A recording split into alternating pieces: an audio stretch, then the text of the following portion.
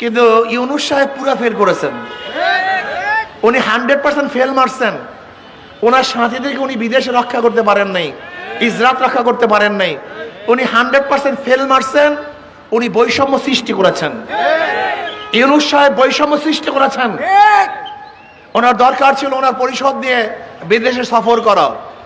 উনি রাজনৈতিক কিছু দলকে নিয়ে বিদেশ সফর করেছেন, তার মানে অন্যান্য দলকে বৃদ্ধাঙ্গুলি দেখিয়েছেন।